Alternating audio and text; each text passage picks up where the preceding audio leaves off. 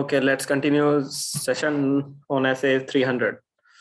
देखो कल अपन ने A3 पे छोड़ा था ना, आज A4 स्टार्ट करते हैं। देखो नेक्स्ट क्या है। The auditor may decide to discuss elements of planning with the entity's management to facilitate the conduct and management of audit engagement. For example to coordination करना some of the plan audit procedure, वही plan वो तुम coordination करते हैं with work of entities personal.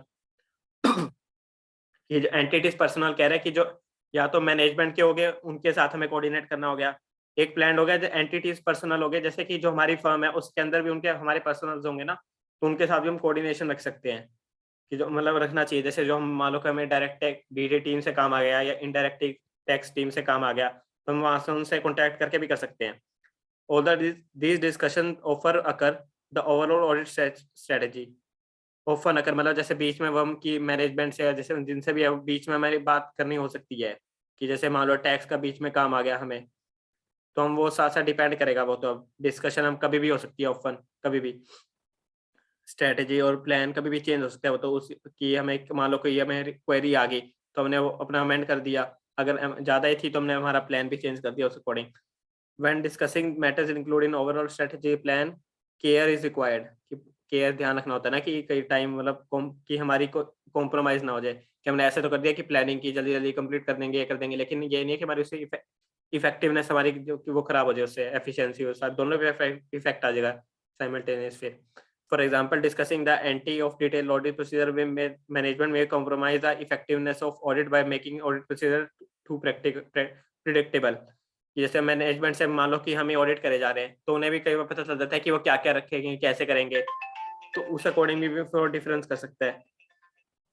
तो वहां पे हमें देखना, ध्यान से रखना पड़ेगा कि हमें जो अपनी हाँ कि जो हमें अपना क्या कहते हैं जो नेचर ऑफ टाइमिंग रखनी है कि वो डिटेल ऑडिट प्रोसीजर के अकॉर्डिंग चेंज भी हो सकती है हमारी, ये नहीं है सेम ही रहेगी। चलो ये हमारे A4 जो पैरा ए का था जो ऑब्जेक्टिव वाले का उसका हमारा कंप्लीट हो गया, जो हमने कल किया था ना, ये रहा A24। हम देखते हैं रिक्वायरमेंट्स क्या है हमारी।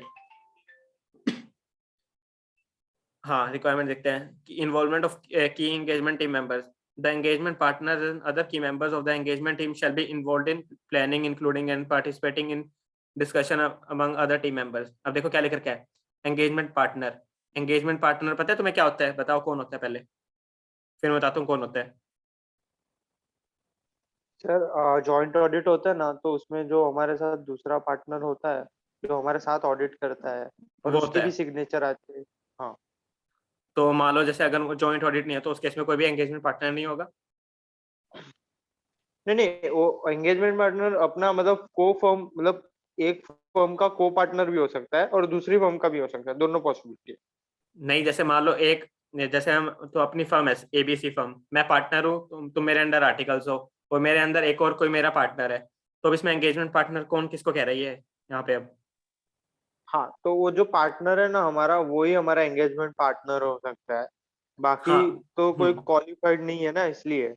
रुको। बाकी सीए नहीं, हम्म। आर्टिकल। आर्टिकल्स भी हो सकते हैं एंगेजमेंट पार्टनर। हम्म। हाँ भाई। हो सकते हैं। हाँ, एंगेजमेंट टीम है ना, उसी में तो होगा। एंगेजमेंट पार्टनर बोला मैंने, नहीं, एंगेजमेंट पार्टनर नहीं होता। नहीं हो सकते। होगा भाई, नहीं, होगा, क्योंकि टीम वो भी तो तो ऑडिट करवा रहा है साथ में। नहीं होते एंगेजमेंट पार्टनर, तुमने उसकी डेफिनेशन ही पढ़ी वहां पे क्या होती है एंगेजमेंट पार्टनर की, ऐसे 200 के अंदर, या अगर तुमने जहाँ भी बड़ी थी। चलो देखो अब SQC1 में पा देखते हैं एंगेजमेंट पार्टनर का है। एंगेजमेंट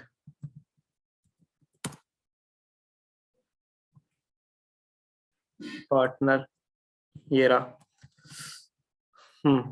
ये रहा। देखो क्या लिख रखा है, पार्टनर और other person in a firm, जो हमारी फर्म है जिसके अंदर जिसकी who is member of ICI, member होना चाहिए पहली बात तो वो, and in full time in practitioner होना चाहिए क्योंकि कोई और सर्विस प्रोवाइड ना कर रहा हो, and is responsible for engagement. जैसे तुम कह रहे थे ना साइनिंग वाली, वो रिस्पॉन्सिबल होता है एंगेजमेंट के लिए क्योंकि साइनिंग उसकी जाएगी, तो रिस्पॉन्सिबल वो है उस एंगेजमेंट के लिए। एंगेजमेंट मतलब जिसकी ऑडिट कर रहे हैं वो। एंड इट्स परफॉर्मेंस, वो आ गया। एंड फॉर द रिपोर्ट, देखो किस किस के लिए रिस्पॉन्सिबल है एंगेजमेंट, उसकी परफॉर्मेंस एंड उसकी रिपोर्ट के लिए। That is issued on behalf of firm. वो अपने नाम पे तो करता नहीं, लूथ जैसे मान लो कि जैसे अपनी बिग फोर है EY, तो उसके बिहाफ पे जो उसका मान लो मिस्टर एक्स होगा, तो वो ऐसे करेगा ना, अपनी फर्म का नाम आएगा और उसका ऊपर आ जाएगा मिस्टर एक्स, और वो अपने सिग्नेचर कर देगा वहाँ पे, फिर जो यूडीन वगैरह वो सारी रिक्वायरमेंट होगी वो फुलफिल हो जाएंगी। Hoover required has the appropriate authority from a professional regulatory और लीगल रेगुलेट बॉडी, मतलब कि वो ICS उसके पास प्रॉपर वो सारी होनी चाहिए कि वो CA होना चाहिए, मेंबर होना चाहिए, प्रैक्टिस में होना चाहिए, वो नहीं होना चाहिए, और रिस्पॉन्सिबल है वो अपने लिए। देखो ये होता है पूरी इसकी डेफिनेशन। अब पापा वापस आते हैं अपनी उसके अंदर क्या, देखो एंगेजमेंट पार्टनर वो हो गया कि जो हमारा मेन पार्टनर है, जो रिस्पॉन्सिबल होगा पूरी ऑडिट के लिए। नेक्स्ट अदर की टीम मेंबर्स, वही आगे इसमें आर्टिकल्स आगे जो अदर मेंबर्स आगे जो भी होंगे, of engagement involve in planning, कि सारे हम बिग फोर में यही होगी। देखो बिग फोर होगी तो वो मोस्टली सबको इन्वॉल्व कर लेगी। अब जितना मेरे को आइडिया है वो सबको इंक्लूड कर लेती है अपने अंदर बिग फोर। और जो बाकी लोअर होती है वो कई जो आर्टिकल्स होते हैं उनको तो कर ही लेते हैं, क्योंकि आगे तो उन्होंने करना है। अब ये हो सकता है कि जूनियर आर्टिकल को ये इसका शायद मौका ना मिले, जो सीनियर होगा वो करेगा, क्योंकि रिस्पॉन्सिबल वो थोड़ा ज्यादा गॉस ऑडिट के लिए वो है, इंक्लूडिंग किसके लिए, प्लानिंग एंड पार्टिसिपेशन के लिए, कि अगर उसने अपने कुछ और वो देने हैं। अब इसका रेफर पैरा दे रखा है, नेक्स्ट A5 देखते हैं। Involvement and partner of the engagement team is planning audit draws on their experience. वापिस आ गया ना, एक्सपीरियंस एंड इनसाइट, मतलब वो उनकी एक्सपीरियंस और इनसाइट पे डिपेंड करेगा कि कौन कौन इन्वॉल्व होगा उसके अंदर। जिसके बाद ज्यादा एक्सपीरियंस होगा हम उसको पहले इन्वॉल्व करेंगे। अब जो फर्स्ट ईयर है उसके अंदर इतना उसका एक्सपीरियंस ना हो तो उसके साथ इन्वॉल्व ना करें उसके अंदर। Thereby enhancing effectiveness and efficiency, उससे हमारी ये बढ़ेगी प्लानिंग प्रोसेस की, इसलिए। नेक्स्ट देखते हैं, ये रहा जो तुम कह रहे थे प्रीलिमिनरी एंगेजमेंट एक्टिविटीज, तुमने कल कहा था ना, ये रहा auditor shall undertake the following activities at the beginning. ये रहा बिगिनिंग, बिल्कुल स्टार्टिंग होता है करंट ऑडिट एंगेजमेंट। जब हम बिल्कुल स्टार्टिंग करते हैं ना एंगेजमेंट की, ये नहीं होता कि फर्स्ट टाइम ऑडिट कर रहे हैं हम उसकी, जब भी हम उसकी पहली बार कर रहे होंगे ना, मतलब फर्स्ट टाइम जब हम स्टार्ट करेंगे उसकी बिगिनिंग, बिल्कुल चाहे हम पहले भी उसके ऑडिट कर रहे हैं, लेकिन उसकी जो बिगिनिंग होगी वहाँ पे performing procedure required by SA 220, कि हमें वो सारे प्रोसीजर होते हैं ना, कि क्लाइंट रिलेशनशिप मेंटेन रखनी है, HR रिस्पॉन्सिबिलिटी जो ह्यूमन रिसोर्स होगी वो रिसोर्सिंग वो सारी होगी, कि रीजनेबल वो अपनी वो रीजनेबल एश्योरेंस वगैरह देना वो आ गया इसके अंदर। क्या evaluating compliance with ethical requirements including independence, ये तो तुमने पढ़ी रखा है। SA 220 कहता है हमारी इंडिपेंडेंस इफेक्ट नहीं होनी चाहिए वहाँ पे, कि एथिकल रिक्वायरमेंट्स फॉलो करो, SS फॉलो करो, प्रोफेशनल अगर और लीगल रिस्पॉन्सिबिलिटी है वो फॉलो करो, वो सारी फॉलो करो इसके अंदर। तो establishing understanding of terms of engagement, हम अपने क्या करेंगे, पहले वो एंगेजमेंट जो हमारी होगी उसी के अंदर जो हमें काम दिए रखा है हम उस अकॉर्डिंग काम करेंगे ना। जैसे मान लो हमें कि हमें कह रखा है कि इस स्पेसिफिक एरिया के अंदर काम करना है तुम्हें, ऑडिट इस एरिया की करनी है, तो हम उस एरिया की करेंगे खाली। तो ये उसका ये मीनिंग है कि मान लो इतना हमें डीप में कह रखे कि इस लेवल से हम बात नहीं कर सकते, तो वो वहाँ पे डिपेंड हो गया ये, तो कि हमें जो भी हो गया। अब इसका लिख रखा है A6 स्टेट है, हम देखते हैं और कोई पॉइंट है इसका भी, बस इतना है। अब हम इसको रेफर करते हैं A6 वाले को, और कुछ नहीं है इसके अंदर। अब A6 ये रहा, preliminary performing the preliminary engagement activities specified in para 5 at the beginning, assist क्या करता है, assist auditor को in identifying, क्या आइडेंटिफाई करवाता है देखते हैं, and evaluating events or circumstances that may adversely affect the auditor's ability to plan and perform, कि मान लो हमें कोई ऐसा मिल सकता है कि हमें स्टार्टिंग में कि जिससे हमारी जो ऑडिट आगे जो प्रोसीजर है, क्या पता हमें वही एंगेजमेंट से मतलब कि जैसे हम एंगेजमेंट डिसाइड कर रहे हैं उसके अंदर हमारे क्या पता दिख जाए कि हमें वो हमारी एडवर्सली इफेक्ट करेगी, कि मैनेजमेंट हमें डाटा प्रोवाइड नहीं करेगी, कोई चेंज हो गया तो वो एंगेजमेंट चेंज नहीं करी, तो मतलब वो डिपेंड कर सकता है ना। जैसे तुमने ऐसे के अंदर पढ़ रखा है ना कि हम जैसे कब कब लीव कर सकते हैं, एंगेजमेंट को साइन नहीं करना चाहिए, तो ये वो रिस्पॉन्सिबिलिटीज की वहाँ कह रहा है कि हमें चेक करना पड़ेगा कि कहीं हमारी एडवर्स इफेक्ट तो नहीं कर रहा उस चीज का हमारा। नेक्स्ट A7, कोई डाउट है ना बीच में बोल दिया करो अपने आप, ऐसे में तो कि मैं जब चुप होऊंगा, क्योंकि मैं अपना फ्लो चल रहा होता है मेरा, एक बार राउट अपना रेस कर लिया करो, कोई दिक्कत नहीं होती मेरे को। Next, performing this preliminary engagement activity enables the auditor, क्या एनेबल करते देखते हैं, to plan an audit engagement for which example auditor maintains necessary independence and ability to perform, कि हमें जैसे इंडिपेंडेंस रखनी है, कि हमें अपनी मतलब जैसे होता है ना इसके अंदर स्टार्टिंग में इंडिपेंडेंस है, वो हमें बताना होता है कि जैसे बिग फोर में तो प्रॉपर होता है कि जैसे जो फर्स्ट टाइम जैसे ऑडिटर जो जाएगा वो बताएगा कि मेरे इसके अंदर इस कंपनी के अंदर शेयर नहीं है, इसके अंदर मेरा कोई वो नहीं है, कि ताकि जिससे मेरा इंडिपेंडेंस इफेक्ट ना हो, तो वो सारी चीजें वहाँ डिस्क्लोज होती है। लेकिन जहाँ जितना तुम्हारा साइज कम होगा वहाँ पे उतना थोड़ा इस चीज की रिक्वायरमेंट कम हो जाती है, बस वही आगे वहाँ पे बात नेचर ऑफ एंटिटी के according. there are no issues in management integrity that may affect the auditor's willingness to continue audit. इसका कोई मीनिंग बताओ पहले, तुम अंडरस्टैंड मेरे को इसकी इंटरप्रिटेशन बताओ पहले, बस ये लास्ट एक पैरा और करेंगे पर बस इसके बाद 8 बस।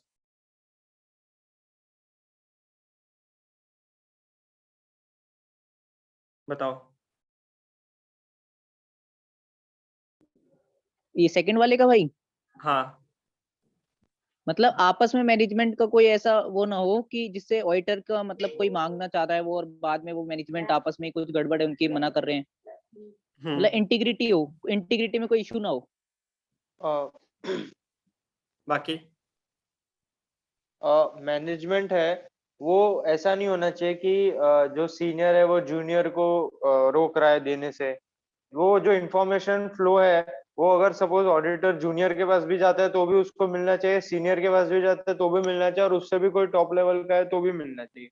अच्छा, तो मान लो अगर सीएफओ के पास जा रहे हो डायरेक्ट तो तुम्हें वो इन्फॉर्मेशन उसी वक्त प्रोवाइड करते हैं। मतलब द ऑथराइज्ड, मतलब जो लोग ऑथराइज्ड होते हैं इंफॉर्मेशन देने के लिए वो लेवल तक चलता है। अगर एकदम इम्पोर्टेंट मैटर हो और कुछ सीएफओ के साथ भी बात करना हुआ, मतलब वो तो रेयर केस होता है ऐसा, तो वो भी देना चाहिए हम लोग को। टीसीडब्ल्यूजी तक होना चाहिए फ्लेक्सिबिलिटी इंफॉर्मेशन पास करने की। करेक्ट। अब देखो इसके अंदर अब इसकी करेक्ट इंटरप्रिटेशन ये यहाँ पे कि जैसे हमने पहले डिसाइड कर लिया था कि हमारी कोई जैसे एंगेजमेंट हम कर रहे थे कि मैनेजमेंट हमें डाटा प्रोवाइड करेगी, तो बाद में हमारी ये नहीं होनी चाहिए कि मैनेजमेंट की कहीं ये मना करने लग जाए कि हम नहीं दे रहे डाटा, वो नहीं कर रहे, कि बाद में कहीं मना करने लग जाए, कि जिससे हमारी ऑडिटर की विलिंगनेस है कि हमारा ये काम क्यों करें, हमें कोई डाटा नहीं मिल रहा, कि हम कैसे ऑडिट करेंगे आगे अपनी, तो वो कि वहाँ पे वो चीज़ इशू नहीं आनी चाहिए उसकी, उस चीज़ का कि मैनेजमेंट से हम पहले कर लेंगे कि हमें डाटा देने में कोई वो नहीं आनी चाहिए, कि हमें प्रॉपर टाइम पे डाटा मिलना चाहिए, तो हम वो चीज़ के लिए है। And there is no misunderstanding with client, कि हमारी टर्म्स ऑफ एंगेजमेंट चेंज ना हो जाए उस अकॉर्डिंग है ये, तो कि मिसअंडरस्टैंडिंग को क्रिएट ना हो, तभी हम एंगेजमेंट वो बनाते हैं कि हम मैनेजमेंट से पहले सारी डिस्कशन कर लेंगे प्लानिंग के टाइम भी, हम इस वक्त हमें ये डाटा चाहिए होगा, अगर आपको सूटेबल नहीं है तो हमें बताओ, तो हम उसी अकॉर्डिंग आपको एक्सटेंड करेंगे, बताएंगे कि हमारा कितना प्रोसीजर जाएगा आगे। Next last, the audit consideration of client continuance and ethical requirement, ये हमने जैसे ऐसे 220 में भी है यहाँ पे वहाँ पे, इंक्लूडिंग इंडिपेंडेंस अकर थ्रू आउट, कि जो client continuance and ethical requirement है, जो हमें एथिकल रिक्वायरमेंट मेंटेन करनी है और जो क्लाइंट के साथ जैसे हमने वो रखना है रिलेशनशिप वो सारा, तो throughout that audit engagement होना चाहिए। As changes in the condition and circumstances occur, अगर कोई कंडीशन और सर्कमस्टांस मान लो चेंज भी हो रहे हैं तो उस अकॉर्डिंग, जैसे मान लो कोविड आ गया बीच में, कोई और चेंज आ गया, तो उसमें भी मैनेजमेंट हमें हमारा सपोर्ट करेगी कि हमें डाटा प्रोवाइड करेगी, वो सारे चीजें होंगी जैसे भी करेंगी। ऑडिट डिले हो सकती है लेकिन हमें डाटा प्रोवाइड करेगी कैसे ना कैसे करके, अगर ऑडिट कंप्लीट होगी तो वहां सफर नहीं होना चाहिए कुछ भी। Performing initial procedures on both client and evaluation of ethical requirements including independence at the beginning of current audit engagement means that they are completed prior to performance of other significant activities other significant for the current audit engagement, कि जो हमें जैसे ये करनी है ना preliminary engagement करनी है, ये हमें इंडिपेंडेंस एक तो पहले अपनी स्टार्टिंग से करके रखनी है, कि मान लो हमें ये ना हो जैसे बिग फोर में है कि वो जैसे पूछ लेते हैं कि हम आपके पास इस कंपनी का कोई शेयर तो नहीं है, ताकि हमें बाद में कोई डिस्क्वालिफिकेशन आ जाए, मतलब कि हम सेक्शन 140 जो जिसके अंदर भी हम 143 उसमें हम कि हम कहीं हमारा मना ना हो जाए, वहाँ पे हमारा कोई फैक्ट वो ना हो जाए, फैक्ट ना हो जाए कहीं हमारी ऑडिट अब, तो हम पहले साइनिंग ले लेते हैं उससे, उस जो भी आर्टिकल जा रहा होगा, जो भी एंगेजमेंट पार्टनर होगा, तो वहाँ से हम कर लेंगे ये, तो कि हमारी उसकी जो, और ये हम पहले सिग्निफिकेंट एक्टिविटी पहले ही चेक कर लेंगे, सारी चीजें हम अपनी जैसे आगे ऑडिट प्रोसीजर लगाने से पहले आगे जो हम फर्दर डिटेल में लगाएंगे, जो भी लगाएंगे आगे, तो हमें पहले स्टार्टिंग में करके रखना है ये चीजें, फॉर ताकि हम कोई दूसरे आर्टिकल को भेज दें वहाँ पे, अगर मान लो उसका कोई शेयर है इतना कि मतलब हैवी इन्वेस्टमेंट कर रखी है उस आर्टिकल ने, तो हम किसी और के अंदर करवा देंगे उसका, या कोई एंगेजमेंट पार्टनर कोई और टीम मेंबर भी हो सकता है, जरूरी नहीं है कोई आर्टिकल ही हो, सीए भी हो सकता है, वो डिपेंड करेगा, वो तो केस टू केस है वहाँ पे तो। For continuing audit engagement search in, हाँ पूछो। अगर कोई एंगेजमेंट पार्टनर आर्टिकल है तो उसके रिलेटिव के भी शेयर होते तो नहीं चलता है, मतलब एंगेजमेंट पार्टनर रिलेटिव आर्टिकल मतलब, अरे सॉरी मैं रॉन्ग टर्म फ्रेम किया, मैं बोला कि सपोज एक आर्टिकल है वो एंगेजमेंट टीम का पार्ट है, तो उसका कोई रिलेटिव का शेयर है वो कंपनी में, तो even that is not allowed. बिल्कुल, he has to disclose that। Okay. फिर आगे क्या पता वो कहीं वो कॉन्फिडेंशियलिटी लीक ना कर देना उस अपने मेंबर, क्योंकि उसका शेयर है, क्या पता कुछ वो डाटा ऐसा लीक कर दे, तो वो चीज इस इफेक्ट नहीं होनी चाहिए। फेस वैल्यू, हाँ वो शेयर की वजह से जो सेक्शन के अंदर कंपनीज एक्ट ने पढ़ रखे हैं ना, ये वहाँ पे भी देखो प्रॉपर प्रैक्टिकली अप्लाई होता है बिग फोर के अंदर की, वो सारी जो सेक्शन होते हैं ना, प्रॉपर एक एक चीज देखी जाती है कि इसकी रिक्वायरमेंट फुलफिल ना हो, यस नो, हम पहले क्वेश्चन भेज देते हैं उसको, चेकलिस्ट एक कि अपनी मेंटेन बताते कि ये चीजें फुलफिल है कि नहीं है। फॉर रिलेटिव्स हो गए 5 लाख की जो लिमिटेड डेट की आगे जो भी अंदर है, तो वो प्रॉपर फुलफिल होनी चाहिए, वो सारी है कंडीशंस उसके अंदर। For continuing audit engagement, such initial procedure often occur shortly after the completion of previous audit. कि हम जैसे अगर मान लो ये प्रीवियस ऑडिट हमने पहले भी डिस्कस किया था कि ऐसा नहीं है कि हमारी जो ऑडिट खत्म होती है उसी वक्त एकदम कर देंगे कि जो, लेकिन जब हमारी नेक्स्ट ऑडिट स्टार्ट होने वाली होगी उस टाइम से पहले हम थोड़ा स्टार्ट कर देंगे अपना ये चीज करना कि कौन जाएगा, क्या क्या चीज करेगा। बिग फोर में प्रॉपर होगा ये चीज, तो नेक्स्ट जो थोड़ी मिड साइज एंटिटीज होंगी वहाँ पे थोड़ा ये कम हो जाता है थोड़ा बहुत कि एकदम भेज देंगे, वो थोड़ा मतलब थोड़ा हल्की प्लानिंग तो थोड़ी बहुत पहले ही रहेगी कि कैसे जाएगा, मेल्स वगैरह स्टार्ट हो जाएंगी, बस वो है यहाँ पे। इस यहाँ तक किसी को डाउट हो तो बताओ, आज का सेशन इतना ही है।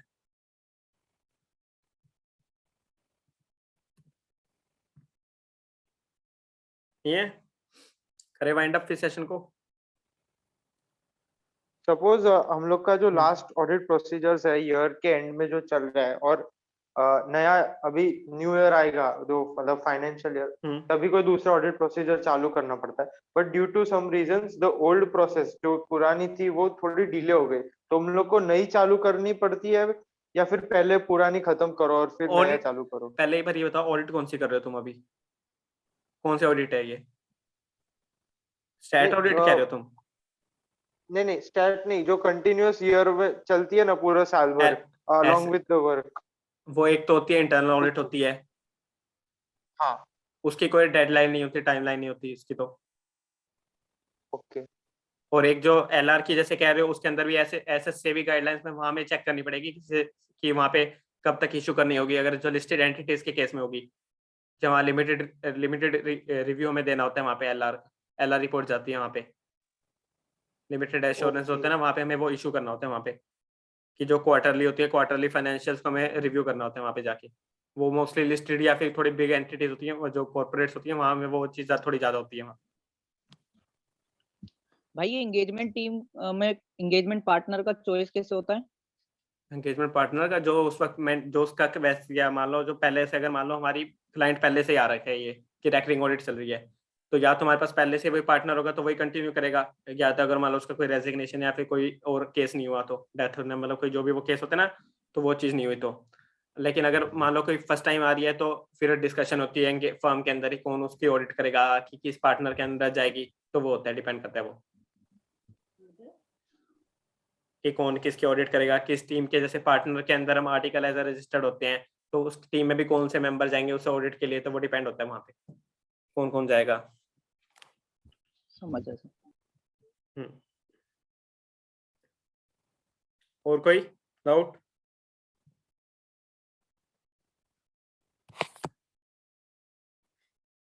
करे फिर wind up. Yes yes clear. Okay चलो बाय बाय।